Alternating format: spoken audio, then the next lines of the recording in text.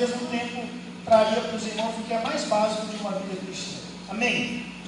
Abra sua Bíblia comigo no livro, ou na carta de Tiago, capítulo 4, versículos 7 a 10. Enquanto você encontra, eu quero fazer menção do meu amigo pastor Rosivaldo, está ali, né?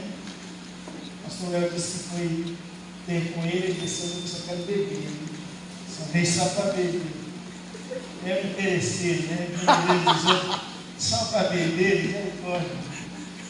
Um amigo que Deus tem levantado. A igreja é constituída disso, de relacionamento, né? Beber, pastor Silvano também, pastor Augusto, e graça, né? Os que encontraram, digam amém. Amém. Levante seu rosto, vamos fazer essa leitura o melhor possível para a gente conseguir entender da sua palavra. Carta de Tiago, capítulo 4, versículos 7 a 10, está escrito: sujeitai-vos, pois, a Deus, resisti ao diabo, e ele fugirá de vós. Chegai-vos a Deus, e ele se chegará a vós. Limpai as mãos, pecadores, e vós de duplo ânimo purificai o coração. Senti as vossas misérias, e lamentai e chorai. Converta-se o vosso riso em pranto e o vosso gozo em tristeza.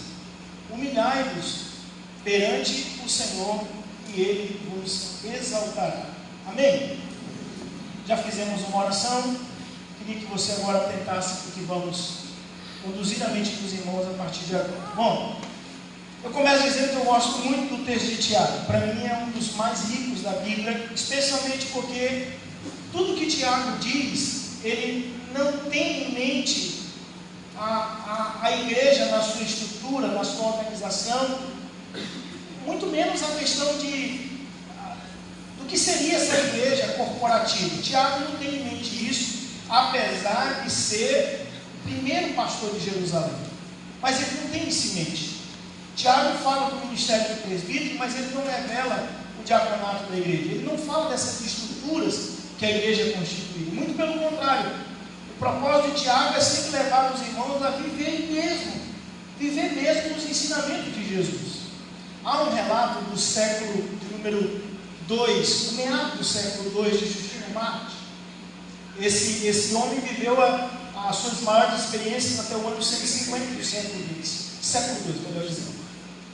E ele diz que, basicamente, os cultos naquela época constituíam-se de reunir um grupo de pessoas numa determinada casa. Aí dá a ideia de igrejas nos lares mesmo. Esses irmãos se reuniam, eles cantavam hinos, geralmente voltados aos salmos.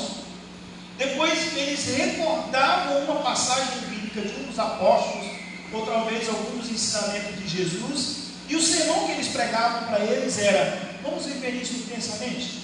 Ceavam e se despediam.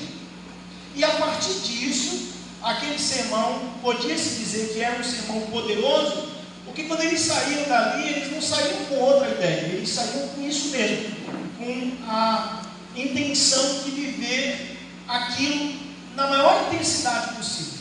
Eles saíam dali dizendo bem assim: você lembra que Jesus falou sobre o amor? Então nós vamos precisar amar. E eles saíam dispostos a fazer isso.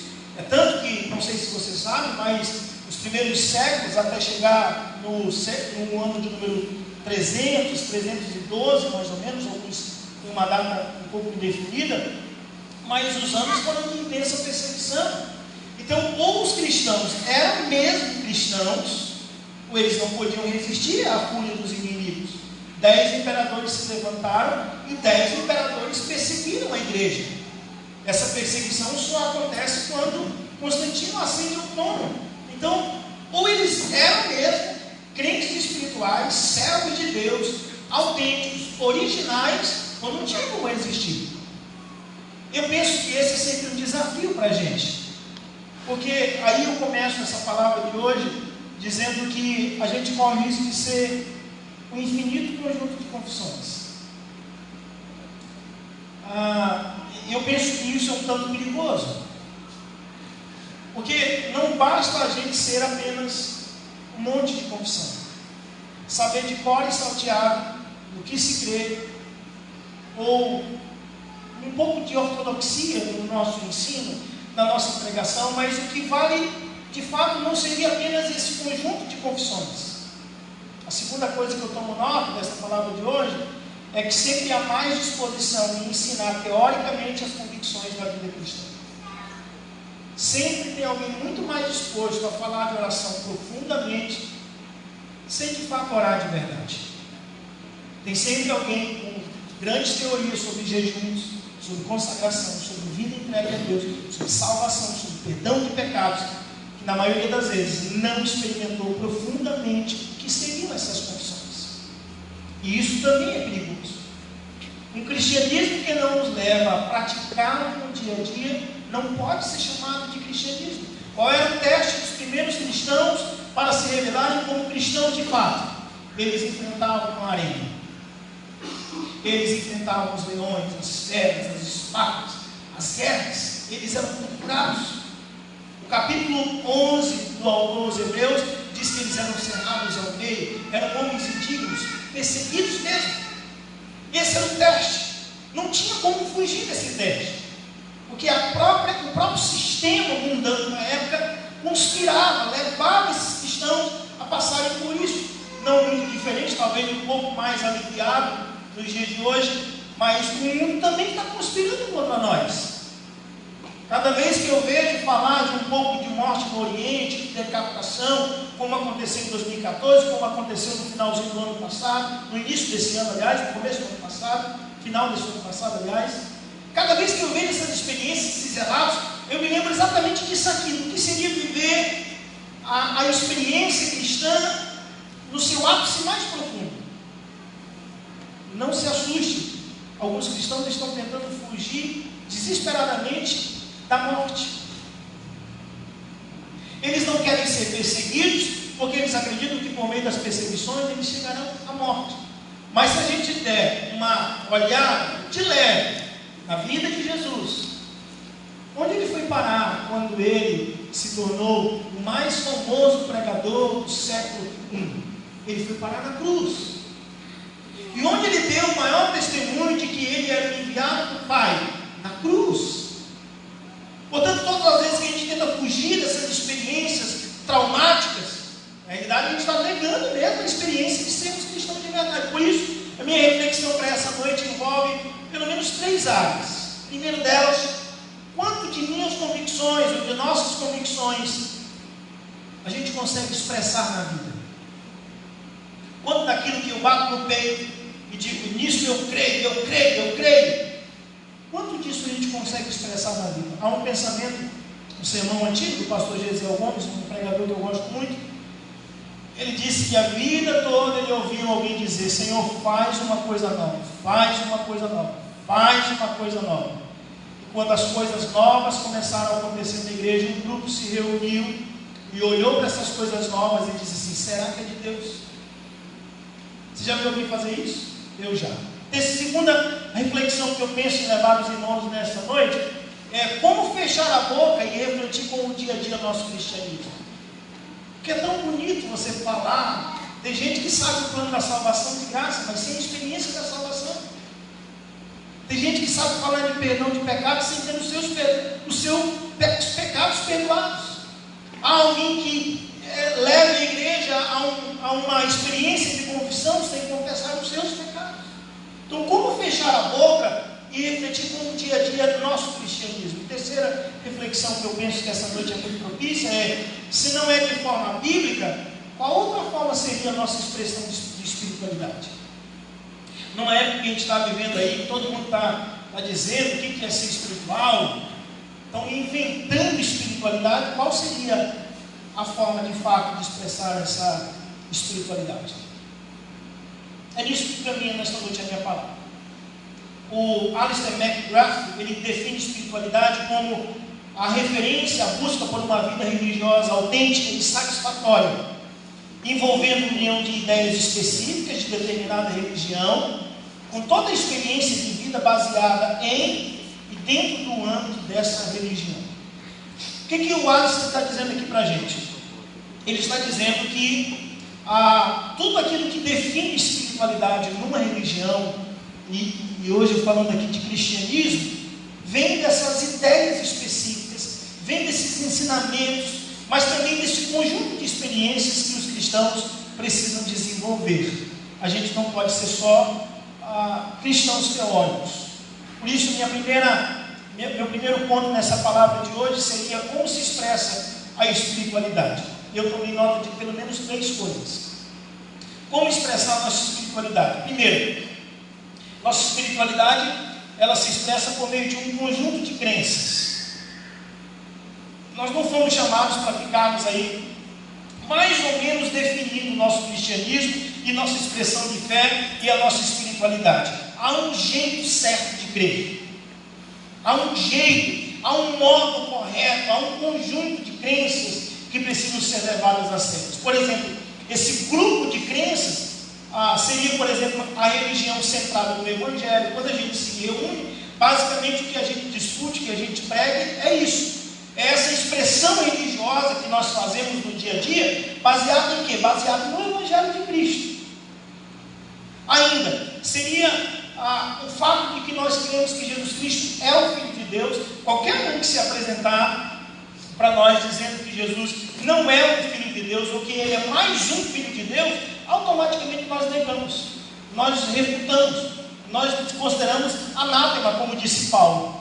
Por quê? Porque isso já naturalmente nos agride, porque tudo que nós expressamos de espiritualidade consiste em crer nisso, que Jesus Cristo é o Filho de Deus. Você viu agora recentemente o episódio do Porta dos Fundos, né? Essa série eles chamam de humor, mas é um humor podre, estragado, onde zombam naturalmente da fé em Cristo. E quem é que se levanta para falar alguma coisa sobre esse tipo de humor pútrido? Justamente um grupo religioso, extremista eu diria, que acredita que Jesus é o Filho de Deus, é o profeta. Não na intensidade como nós temos, claro, mas que se levanta para defender. É claro que isso agride no primeiro momento, causa assim um tanto de espanto, mas aí é que eu vejo que se a gente não caminha por uma trilha onde a nossa fé é testada, Deus se encarrega de testar a nossa fé e de atestar isso mais poderosamente diante de determinados desafios. Porque se nós não somos capazes de defender essa fé em Cristo por meio dessas coisas, como seremos capazes?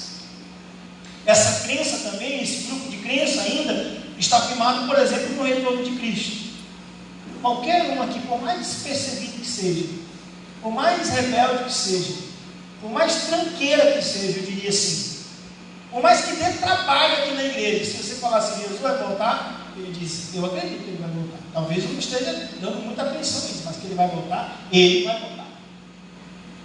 O conjunto de crenças ainda, esse grupo de crenças, é baseado, por exemplo, no julgamento dos homens também. Todos nós aqui sabemos que um dia seremos julgados por tudo aquilo que nós fizemos, e por último, o perdão dos pecados. Então, como se expressa a nossa espiritualidade? Em primeiro lugar, nesse grupo de crenças. E em segundo lugar, num grupo de valores. Uma coisa é pura teoria, uma coisa é pura escrita, é teologia, é matemática, é produto cartesiano mesmo. Aproveito até para dizer, toda boa teologia é dividida em 2 áreas. Aquilo que é teologia apofática e o que é teologia catafática. Catafática é tudo aquilo que você compreende, entende. Tudo aquilo que está escrito que você interpreta em primeiro lugar, no sentido literal. Mas o apofático diz respeito à categoria dos mistérios. São coisas que a mente humana, normal, sem Deus, não consegue entender. Por isso que quando Paulo vai escrever em 2 Coríntios capítulo 2, que ele fala assim, as coisas que o olho não viu, o ouvido não ouviu, jamais se desceu ao coração do homem, o versículo 11 diz assim, essas foram as coisas que o Espírito revelou para vocês. De fato, sem a iluminação do Espírito Santo não podemos entender nada, mas o Espírito Santo revela para a gente. Você está entendendo isso? E aquilo que era um mistério agora é revelado. Então quando falava assim, batido com o Espírito Santo, todo mundo dizia, o que é isso? Mas aí você vem para a igreja, recebe o ensino da palavra, a mente é iluminada e o coração passa a esperar o cumprimento dessa promessa. Num determinado dia, talvez numa manhã, numa tarde, meia-noite, meio-dia, dentro do ônibus, dirigindo seu carro, você recebe o poder do Espírito Santo sobre você e começa a falar em línguas. Que coisa maravilhosa, não? Por quê? Porque você saiu desse campo apenas de teorias, de crenças, e passou de fato a vivenciar isso como um valor. Então, espiritualidade de verdade se revela nisso. Em primeiro lugar, um grupo de crenças. Segundo, um grupo de valores. Quais são os nossos valores? Eu separei pelo menos 4. Primeiro, o amor. E eu não digo aqui aquele amor simplesmente romântico, o amor das letras, da poesia, mas amor de verdade. Eu gosto de uma expressão da Marlene Lefebvre, que ela diz assim, que amor de verdade é amor que doa, é amor que dá. Um missionário russo, ele diz uma expressão muito legal, eu gosto muito de dizê-la. Ele diz bem assim: nunca deu quem deu do seu sem dar de si. Nunca deu quem deu do seu sem dar de si. Amor de verdade é isso. É o amor que doa, é o amor que dá, é o amor que se dá. No que eu dou vai um pedaço de mim, vai eu mesmo sobre você. Então, esse primeiro grupo aqui de valores, o amor está bem no começo. O segundo, a própria renúncia. Quando a gente crê em Deus e não está vivendo essa espiritualidade, a gente não aprende o que é renúncia. A renúncia nos conduz à espiritualidade. Então, renúncia.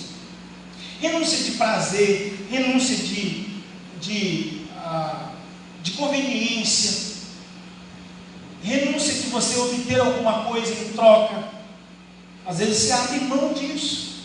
Quantos irmãos aprenderam essa lição maravilhosa? Ainda nesse grupo de valores aqui, a própria verdade, que supera toda mentira, que resiste ao tempo. E por último, a compaixão. Mas a terceira coisa ainda que eu diria, como se expressar essa espiritualidade, seria o próprio modo de vida. E é aqui que eu me detenho mais. Aqui eu me detenho mais. Um modo de vida. Porque como eu disse aqui no comecinho, há sempre mais disposição em sermos teóricos. Os grandes heróis que a gente tem, escreveram muito sobre espiritualidade, eles eram muito teóricos. E a maioria deles, quase todos os nossos heróis da teologia, não eram pastores. Eles não tinham prática com a igreja. Os grandes heróis, gente que viveu intensamente esses ensinos sobre espiritualidade, eles não tiveram nada. Eles eram basicamente isso, apenas teorias. Por isso, uma das coisas que eu cito aqui nesse episódio de um modo de vida, eu diria para os irmãos a minha própria experiência na condução rumo à espiritualidade. Uma das coisas que eu sempre bati na tecla quando pastoreei, eu dizia para os irmãos: mantenha o seu nome limpo. É um jeito de você ser espiritual. O nome limpo. Vem lá no cadastro, né, de pessoa física lá e pá, não está aqui não, beleza. Passou lá, em alguns casos ainda usa o cheque, né, e o cheque passa tranquilamente.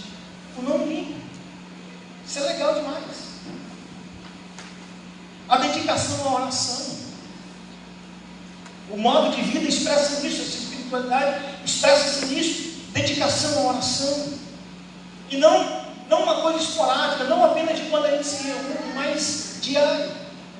De se acordar mesmo, de se levantar, de estar dirigindo ali, mas de ter outra coisa em mente além da oração, da busca a Deus. Dedicação à palavra. Isso se revela muito pelo que a gente ouve nos cultos da igreja. Há púlpitos que estão estragados, apodrecidos. Essa dedicação à palavra brota daqui para lá. Olha, quando você tem um pastor dedicado à palavra, o natural é que isso gere fome em você e você também passa a se dedicar à palavra. Eu quero mais ou menos se parecer com esse pastor. Ainda, minha experiência na condução de uma espiritualidade fala um pouco também desse zelo consagrado. Olha, irmãos, desculpa, eu vi muita gente se dando mal na vida. Uma certa vez, eu me lembro de estar com uma pessoa morando numa das dependências da igreja, e esse rapaz, um dia, no domingo à noite, a gente estava na igreja, e na segunda-feira de manhã ele não estava mais na igreja. Trancou lá a parte onde ele morava, ele foi embora. Eu fiquei muito tocado com aquilo. Eu digo: meu Deus, o que eu fiz para essa pessoa fazer isso? Demoraram-se 3 meses essa pessoa aparecer. E eu não deixei ninguém mexer nas coisas que estavam lá atrás, redobrei o cuidado com a igreja. Mas quando ele contou, uma das coisas que ele contou, que tinha tido experiências terríveis, nada dava certo, eu só ouvia falar pelas redes sociais dele, não trocava nada, nenhuma notícia com ele. E quando ele contou que ele abriu as dependências dali onde ele morava, eu encontrei as bandejas da nossa ceia, ainda com os vinhos, tudo mofado, estragado, pão embolorado, estragado mesmo, muitas coisas da igreja fedendo, as toalhas de mesa da ceia, muita coisa que a gente usava ali, que para a gente era sagrado, de alguma forma era sagrado aquilo, eram coisas usadas para um determinado fim, para honrar o nome do Senhor Jesus e lembrar um pouco da expressão dele, e estavam ali apodrecidos na casa dele. E quando eu vi aquela situação, e depois eu ouvi contar os relatos do que aconteceu com ele, das experiências que ele teve, eu disse, isso aqui justifica o que aconteceu com você. Não sei se você se considera responsável pela casa de Deus, mas se não, passe a fazer, passe a ser. Passe a ter essa reverência pelo sagrado, reverência pelo momento, mas reverência também pelo que alguém disse assim, isso aqui a partir de hoje é da igreja, isso aqui é para a igreja. Passe a ter essa reverência, mas esse zelo também, essa reverência, com o que acontece num ambiente que é sagrado, né? A gente às vezes se dispersa muito, se mexe muito, e isso às vezes atrapalha um pouco a espiritualidade, atrapalha. E em último lugar, a minha experiência na condução a uma espiritualidade seria a própria generosidade. Porque se uma das coisas que espiritualidade é o resgate do homem perfeito. Se a igreja é a reinvenção da humanidade, espiritualidade é o resgate do homem perfeito. É Deus trazendo aquilo que o homem nunca deveria ter deixado de ser. O nível de dependência, de busca, de reverência, de zelo, de admiração, de contemplação, de adoração, e não ser apenas aquele cristão um tanto teórico, né? Os irmãos estão aí? Diga amém. Amém. Estão tão caladinhos. Vamos lá, vou apertar mais um pouquinho aqui. Como alcançar a autêntica espiritualidade? Anotei 4 coisas. Se espiritualidade é um conjunto, é a expressão desse grupo de crenças, desse grupo de valores, o próprio modo de vida, como alcançar essa espiritualidade? Em primeiro lugar, se vocês leram o texto bíblico de Tiago junto comigo, vocês perceberam aqui, Tiago não está falando com gente que não é crente, mas ele diz bem assim, senti as vossas misérias e lamentai, e chorai, converta-se o vosso riso em pranto, e o vosso gozo em tristeza. Lá, mais na frente, assim, ele vai dizer assim, limpem as mãos, pecadores. Ele não está falando com gente que não é crente, ele está falando com crente. Então, na perspectiva de Tiago, ou a gente é o que o Evangelho nos propõe, ou não tem o que ser. Charles Swindoll diz assim, ou se é o que é, ou não há o que ser, sem que isso que somos sem ser nos mate. Ou se é o que é, ou não há o que ser, sem que isso que somos sem ser nos mate. Ou a gente é essa proposta viva do Evangelho, ou a gente expressa mesmo essa espiritualidade, daquilo que a gente crê, daquilo que a gente acredita ser o mais correto possível, ou não podemos ser alguém chamado de Evangelho. Então, como alcançar a autêntica espiritualidade? Minha primeira anotação diz que a gente precisa ser mais bíblico que emocional. Infelizmente, há uma disparidade enorme entre essas duas relações. Primeiro, que a gente sempre está dizendo que espiritualidade é quando eu quase não me aguento mais. Eu caí no chão lá, meu Deus do céu. Não, isso não é espiritualidade. Ou pelo menos não é toda espiritualidade. Porque as emoções, sim, fazem parte de um programa de Deus. Deus nos dotou disso, nos deu isso, nos fez assim. Quando a gente sente quando a gente vê uma coisa que é muito tocante, desce lágrima dos olhos. Meu bebê assiste lá as premiações do American Got Talent lá, e ele chora, ele fica muito tocado com a situação. Quando a bola dourada lá, né, a luz dourada lá brilha no palco lá, ele vai aos berros, ele chora. Mas ele não sabe o que é emoção de verdade. Ele não sabe o que está acontecendo. Ele só se alegra muito porque ele entende que aquilo dali, de alguma forma, aconteceu algo extraordinário. E tem muita gente se comportando assim. Gente que sente as suas emoções forçadas e que por conta disso tem uma reação, mas a Bíblia não recomenda isso. A Bíblia, muito pelo contrário, recomenda que essas emoções estejam subjugadas ao que seria bíblico. Por isso, quando Jesus vai julgar lá aquela multidão que se aproxima dele, ele fala disso escatologicamente, quando ele diz assim, Senhor, quando te vimos com fome e não te demos de comer, ele diz assim, quando vocês viram um dos meus pequeninos. Na concepção de Cristo, não era simplesmente profetizar, não era simplesmente falar em línguas, não era simplesmente esboçar alguma reação que supostamente a gente diz, isso é ser espiritual, mas é no dia a dia, é na hora do vamos ver, é no fogo cruzado, é no olho do furacão. Eu conheci um pastor que dizia bem assim, irmão, comigo, o sangue pode estar no meio da canela, eu não arrego nem um pio, eu não nego o meu Jesus. Um dia aconteceu uma tragédia lá que eu acho que o sangue molhou só a sola no pé dele e ele negou Jesus. Sabe por quê? Porque ele era só teoria, ele era só emoção, e nós não podemos ser só emoção, a gente precisa ser o mais bíblico possível. A gente precisa olhar para a circunstância e dizer, está doendo, é verdade, está sendo muito difícil, é verdade, é decepcionante, é verdade, mas eu sei em quem eu tenho crido, eu sei o Deus que me assiste, eu sei em quem eu confio, eu sei o Deus que me assegura, eu sei, eu conheço sobre Deus, e eu preciso passar por essa experiência para poder testificar sobre Ele mais poderosamente. Os que recebem essa palavra digam amém. Amém. Eu gosto de Abraão, quando ele vai oferecer o sacrifício do seu filho a Deus, e aí você sabe a história, ele sobe um monte, caminha 3 dias, sobe um monte, chega lá, ele prepara o altar, ele levanta, amarra o menino, levanta o cutelo para imolar o menino, aí aparece uma voz e diz assim, não faça isso. E a voz dizia, agora sei que temes a Deus. Eu gosto dessa palavra, agora sei. Deus já sabia, porque o conhecimento de Deus é infinito, é sobre o aqui e o depois, é sobre tudo.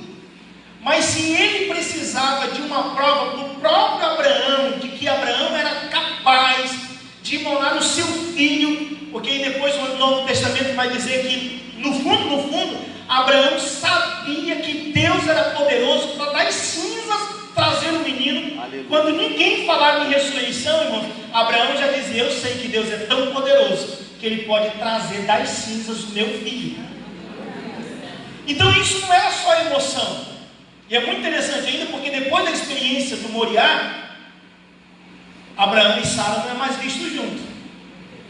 Eu entendo por essa passagem bíblica que Sara diz assim, eu não acredito que você foi fazer isso. Eu não acredito que você foi imolar o nosso filho. Que Deus é esse que tu segue, Abraão? E a Bíblia diz que quando Sara morre, a Bíblia diz assim, Abraão veio de Berseba. Abraão não estava com Sara quando morreu. Possivelmente pelos cálculos ali, Abraão e Sara ficaram 20 anos afastados um do outro. E quando Sara morre, Abraão vem. É interessante isso. Mas uma coisa que Abraão tinha era isso mesmo, a experiência era muito mais forte na vida de Abraão do que as suas próprias emoções. Ele tinha muito mais convicção naquilo que Deus lhe tinha lhe dito do que simplesmente naquilo que ele sentia. Gosto ainda também daquela passagem bíblica quando Jesus vai atravessar o mar da Galileia com os discípulos. Vem a tempestade, Jesus não está presente. Jesus aparece no meio da tempestade, fala com Pedro. Pedro salta do barco, começa a andar por cima das águas, e o texto bíblico diz bem assim: e olhando e reparando Pedro na força do vento, e sentindo Pedro a força do vento, diz outra versão, sentindo, ele trocou o que ele via, o que ele tinha convicção de que era real, por aquilo que ele só sentia. Entende isso, irmãos? Entende que espiritualidade caminha nessa trilha aqui, de a gente precisar ser mais bíblico do que emocional? Por exemplo, alguns sustentam uma ideia de que a gente faria obras maiores do que Jesus. A Bíblia diz isso. Vocês vão fazer obras maiores do que eu. A Bíblia diz isso.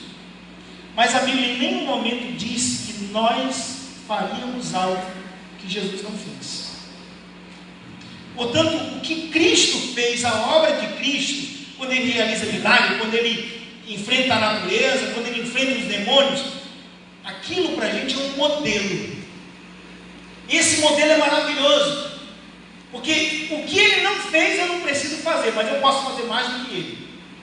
Posso fazer mais do que Ele. Porque se Ele só viveu 3 anos e meio de ministério, nós podemos viver muito mais. Você entende isso? Diga amém. Amém. E a expressão também de hoje do nosso ministério pode ser muito maior do que Jesus, se bem que ninguém jamais vai chegar à marca de Jesus. Jesus nasceu numa cidade paupérrima, nunca foi além de 300 quilômetros do ponto onde nasceu. Quando pediram dele dinheiro, o seu único dinheiro não estava na carteira, estava na boca do peixe. Não se formou em medicina, mas curou muitos. Nunca foi professor, mas ensinou muitos. Alguém disse que se todas as palavras de Jesus fossem escritas num único livro, não daria uma edição de bolso. Mas o que já escreveram sobre Jesus encheria 1000 bibliotecas no Congresso americano. Ele é maravilhoso, Ele é poderoso, e é nisso que a gente precisa se apegar, saber que sob sua autoridade nós podemos fazer mais do que Ele, mas nunca algo que Ele não fez. Esqueça disso, digam amém. Amém. A segunda coisa que eu entendo sobre como alcançar a autêntica espiritualidade é que a gente precisa ser ortodoxo e ortoprático. 2 palavras que eu gosto muito.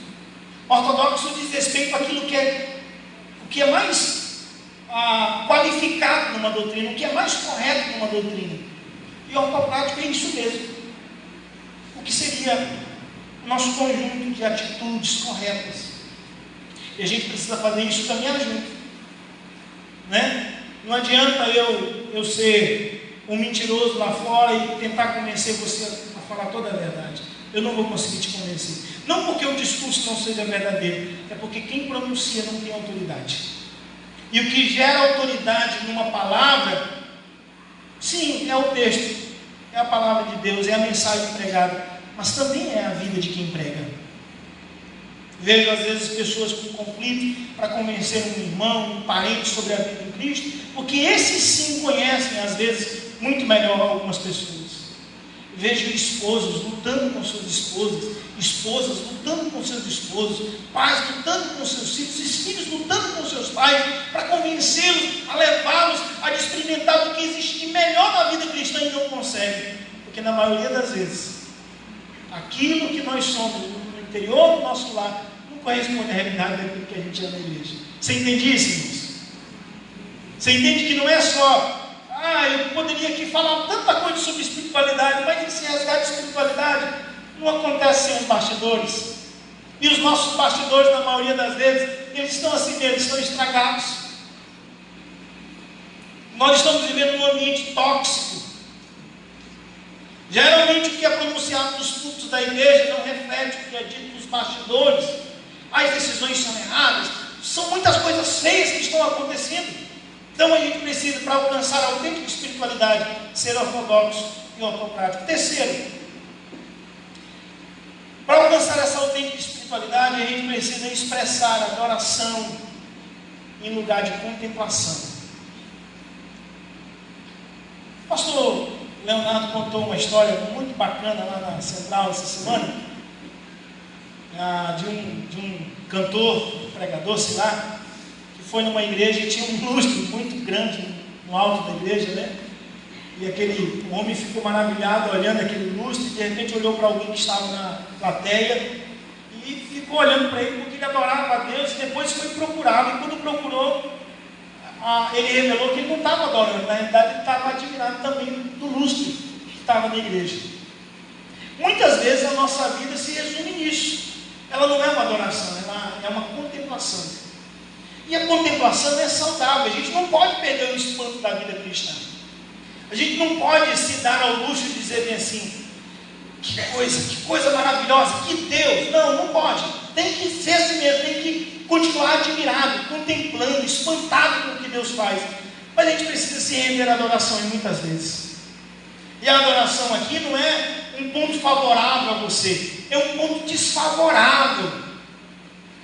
A adoração muitas vezes autêntica se revela no olho do furacão. Lá no texto de Jó, quando ele perde tudo, quando a sua casa cai, quando seus filhos morrem, quando os animais são engolidos pelo fogo, são saqueados, são roubados, são levados, a Bíblia Sagrada diz que ele se dobra diante de Deus, ele se curva, ele se rasga as suas vestes, ele raspa a cabeça, ele senta na cinza, e ele diz assim: bendito seja o Senhor. Aleluia. Essa adoração, irmão, não é simplesmente porque tudo está ao seu favor, porque o mal da gente está tudo bem, a gente está dando testemunho de que Deus é poderoso. Ó, pastor, passei no concurso, que Deus, que coisa maravilhosa. Mas aí às vezes quando falta uma coisa, você pergunta assim: que Deus é esse? Por que isso está acontecendo? E ao invés de render em adoração, você só murmura. Isso não é espiritualidade. Espiritualidade é também contemplação, mas é especialmente adoração. E não é só ato, é expressão, é vida. Adoração é tudo. Adoração é o seu chamado principal. Você pode ser o que você for na igreja, mas o teu nome diante de Deus é adorador. O Pai procura adoradores. Aleluia. Gente que se rende a Ele em espírito e em verdade. Por isso você não pode se render simplesmente à contemplação. Não pode. A igreja não pode ser só um ambiente bacana. Tem que ser um ambiente saturado de adoração. Esqueça disso, digam amém. Amém. Quarto, meu último ponto: como alcançar a autêntica espiritualidade? Eu anotei que a gente precisa ser na semana o que nós somos no domingo. Irmão, domingo não é bom? Não, sinceramente, domingo é bom demais. É ou não é o seu dia favorito da semana? Diga para mim. É o seu dia favorito. Domingo é fantástico, irmãos. Domingo é um negócio fora do comum. Começa pela escolha, pela roupa que você escolhe. Ela é diferente do culto da quarta ou da terça aqui? Ela é diferente, irmãos. O teu cabelo, o cabelo das irmãs é diferente no domingo. O terno, a roupa dos irmãos é diferente no domingo, irmãos. Porque domingo é bom. Ministério de louvor do domingo é diferente, irmãos. Na semana é aquela luta: vai lá tu, não vou, não, vai, pega emprestado alguém para tocar, para fazer alguma coisa. Mas no domingo é top, no domingo é o melhor. No domingo a gente se bate aqui em cima aqui porque cada um quer fazer alguma coisa. No domingo a gente disputa a cadeira, irmãos. Domingo é bom, mas a segunda-feira nem sempre é boa. E há duas coisas que acontecem no domingo que eu acho que você tem que levar para a sua segunda, para a sua terça, quarta, quinta, sexta e sábado. Duas coisas. Você precisa levar para a sua segunda até o sábado. Em primeiro lugar, a sua intensidade do domingo. Não é intenso o domingo? Domingo, irmãos, domingo você pode ter trabalhado até o meio-dia, mas domingo é domingo. E se disser bem assim, domingo você vai contar o seu testemunho. Então, eu posso sair do serviço 5 horas. Domingo é domingo. Eu sou intenso no domingo. Eu sou tudo no domingo. Eu dou tudo no domingo. Se eu for pregar no domingo, é tudo ou nada. Eu parto para cima dele, porque a gente é intenso no domingo. E a segunda coisa que a gente é no domingo, a gente mostra muita constância. Porque tem gente que não gosta de congregar durante a semana não, mas quem gosta de congregar no domingo, gosta. É o domingueiro. Podia Deus ter feito a semana só de domingos. Então a gente, para alcançar essa autêntica espiritualidade, a a gente precisa ser na semana que a gente é no domingo. Uma das coisas boas desse negócio de 4 dias, 12 dias, é que a gente perde a ideia do dia da semana. Ontem mesmo eu não sabia que era domingo, eu estava meio que perdido. A escola dominical está de recesso, porque tem o culto da manhã, então assim, que dia que é hoje? Que dia que é hoje? Eu não tinha perdido essa ideia. Então é bom quando você tem esses encontros que você entrega toda a sua intensidade, toda a sua constância, tudo aquilo que você é de fato diante de Deus. No domingo a gente chega atrasado só por charme, mas na maioria das vezes mesmo a gente chega cedo, porque a gente quer sentar aí na frente.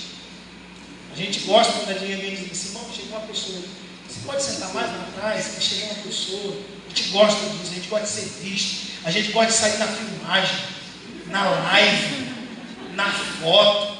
A gente quer ficar aí na capa do Facebook da igreja, porque é domingo. Estou falando mentira, irmãos? Eu não estou falando mentira, irmãos. Mas uma das coisas que a gente precisa fazer para alcançar essa autêntica espiritualidade é ser tudo isso que a gente é no domingo, na segunda, nos outros dias da semana. Você recebe isso? Diga amém. Amém. Conclua essa palavra com os irmãos hoje. Tiago bateu aqui no texto dele. Chegai-vos a Deus, a resistir ao diabo e ele fugirá de vós. Chegai-vos a Deus e ele se chegará a vós. Limpai as mãos, pecadores, e vós de duplo ânimo purificai o vosso coração. Senti as vossas misérias e lamentai e chorai. Converte-se o vosso riso em pranto e o vosso gozo em tristeza. Humilhai-vos perante o Senhor e ele vos exaltará. Tiago bateu. Eu diria que para essa palavra de hoje, eu teria pelo menos 4 recomendações. 4 recomendações, já estou encerrando. Já deu minha hora. 4 recomendações para a gente fechar hoje o nosso estudo, nossa palavra. Em primeiro lugar, feche a boca e seja. Você pode repetir comigo isso? Feche a boca e seja. Seja com letras maiúsculas mesmo, você sabe? Gritante, seja. Deus não quer só teoria, irmãos. Deus não quer só aparência, Ele quer profundidade, essência. Ele quer o interior, Ele quer converter-nos por completo.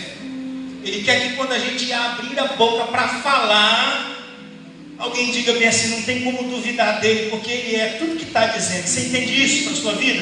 Amém. Então fecha a boca e seja. Porque quando você for e depois você for falar, as pessoas vão dizer bem assim, é isso mesmo. Está falando a verdade. Segundo, caminhe com Cristo dia após dia. Caminhe com Cristo. Não aquelas viagens, não, mas permita-se que Ele vá com você, em todos os ambientes, em qualquer lugar, para onde você for. Aprenda nessa caminhada com Cristo. Vive essa experiência, ao ponto de alguém olhar para você e dizer assim, cara, você tem alguém diferente do teu lado. Você tem uma energia diferente, como eu já vi alguns dizer. Você tem um negócio diferente. Você fala diferente. E o Padre Zezinho não estava exagerado quando ele dizia andar como ele andou, falar como ele falou, sorrir como ele sorria, chorar como ele chorava. Não era exagero dele. Ele estava falando a verdade. Caminhe com Cristo dia após dia. Terceiro, cresça estabelecendo alvos espirituais.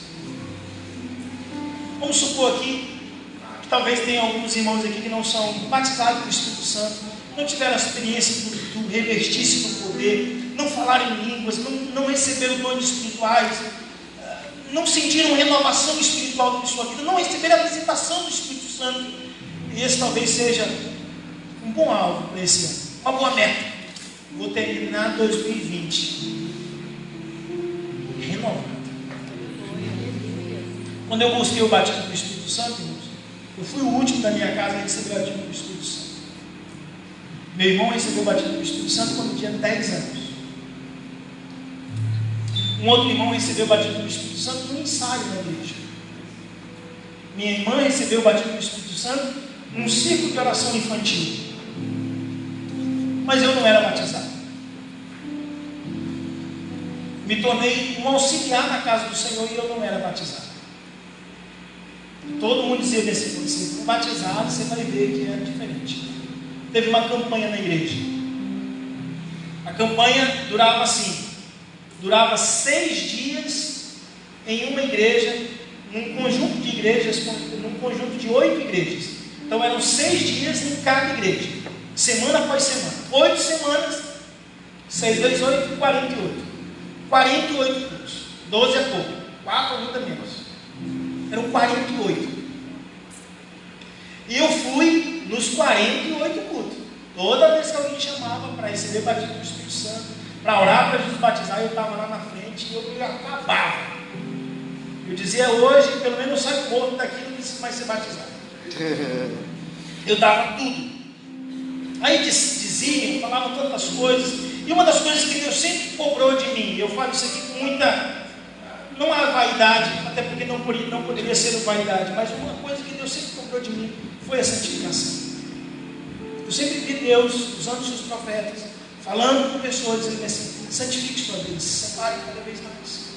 As mensagens dos profetas de Deus para mim nunca mudaram, sempre foi essa. Acredito que seja esse mesmo o desejo de Deus para a minha vida. E aí, no 48º culto, 8 semanas tinham se passado, 48 cultos. Quando eu estava ali, dizia assim: é hoje, que hoje não passa. Eu tinha começado a tocar na igreja, e aí não tinha nenhum tocador na igreja, e o pastor disse assim: sobe para cá, toca alguma coisa aqui enquanto nós vamos orar para Jesus batizar. Eu senti extremamente desanimado naquele dia. Peguei a guitarra, coloquei aqui no peito, comecei a cantar, tocar algumas músicas que eu sabia. Terminei aquele momento ali de oração bastante desanimado. Peguei a guitarra, tirei daqui, coloquei no suporte, sentei exausto, cansado, rouco, muito suado, sentei. Quando eu me sentei, que o pastor está discutindo a igreja, eu fui batizado com o Espírito Santo. E muita coisa naquele dia ficou claro para mim. Muita coisa.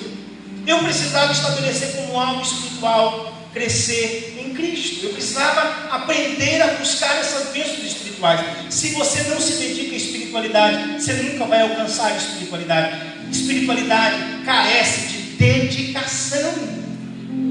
É uma briga, é uma luta, é um trave, é isso mesmo. É entrar num campo minado mesmo, dizer bem assim: ou eu cresço espiritualmente, ou eu não posso mais alcançar a verdadeira espiritualidade. Portanto, para esse ano, cresça estabelecendo alvos espirituais. Quarto e último, esse é o mais importante: deseje profundamente mais de Deus. Deseje. Gosto de Pedro quando ele diz assim: desejai ardentemente o puro leite racional, para que vades crescendo.